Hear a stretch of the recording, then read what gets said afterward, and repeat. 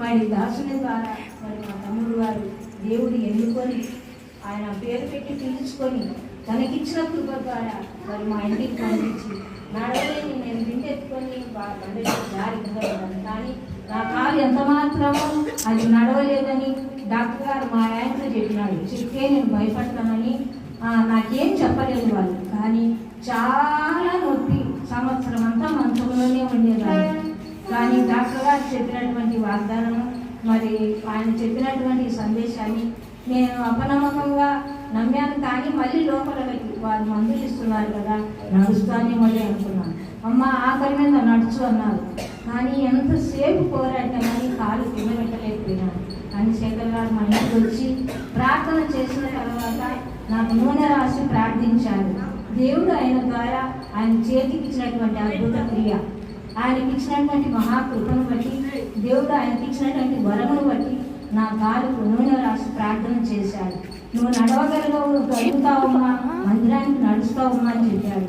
దేవునికి ఎంతో కృతజ్ఞతాస్తుతులు చెల్లిస్తున్నాను. ఆయన సన్నిధికి రావాలని నాకెంతో ఆకాంక్ష. కానీ నడవలేని స్థితి. సంవత్సరం అంతా దేవుని మందిరానికి నేను పోలేకపోయాను. ఇంట్లో ఏమి చేసుకోలేను, చేసేవారు ఎవరు లేరు, నేనే చేసుకొని తినాలి. చాలా కన్నీరు, నడవలేని స్థితి, హీన స్థితి. ప్రభుని చాలాసార్లు నేను శోధించాను. ప్రభా ఏంటి నాకు విశ్వాసమే, నాకేనా ఇట్లా అని చాలా శోధించాను. కానీ మళ్ళీ క్షమాపణ అడిగాను. ప్రభు నాకు తెలియదు, నేను చేసిన బుద్ధిహీనత పని, ఎత్తలేనంత బరువైన బిందె నేను ఎత్తుకొని జారి కింద పడ్డాను. కానీ ఒకప్పుడు కింద పడితే అరచేయి పెట్టేవాడు దేవుడు. అప్పుడు మహాకృపతో నేను ఉండేదాన్ని, విశ్వాసంలో బాగా బలంగా ఉండేదాన్ని. కానీ ఆదివారం నాడు ఎగరగొట్టి పనికి పోయేదాన్ని. ముందు ప్రభు డబ్బులు లేవు, నేను పనికి పోకుంటే ఎట్లా అని ప్రభుకే తిరుగుబాటు చెప్పి వెళ్ళేదాన్ని. వెళ్ళిన తర్వాత దేవుడు ఏం చెప్పాడో అని దేవుడు నాకు బాగా మంచి బుద్ధి చెప్పాడు. చెప్పి సంవత్సరం అంతా నా సన్నిధికి, ఆయన సన్నిధికి వెళ్ళకుండా చేశాడు.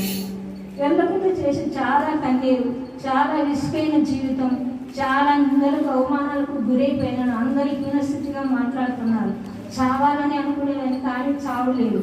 ఆ నొప్పి అలాంటి బలంగా చేసింది. కానీ మా సహోదరుని ద్వారా దేవుడు పదే పదే మాట్లాడి నా దగ్గరికి వెళ్ళండి, సేవకుడిగా ఎన్నుకొని నా కారణం బాగా చేసి ఇప్పుడు ఆయన సన్నిధికి నడిపించినందుకు ఆయనకు వేలాది స్తుతులు స్తోత్రాలు చెల్లించుకుంటున్నాను. నా జీవితం అంతా నేను స్తుతించిన ఆయన రుణం నేను తీరుకోలేను. ఈ రక్షణ భాగ్యాన్ని అందరూ విని అందరూ కూడా అద్భుతాలు పొంది అందరూ రక్షించబడి ఆయన రాజ్యానికి చేరాలని ఆ యేసే నేను మనసారా వేడుకుంటున్నాను. ఈ ఉపదేశం ద్వారా అందరూ మందిరంలో స్థిరపడండి. దేవునికి మహిమ కలుగును గాక.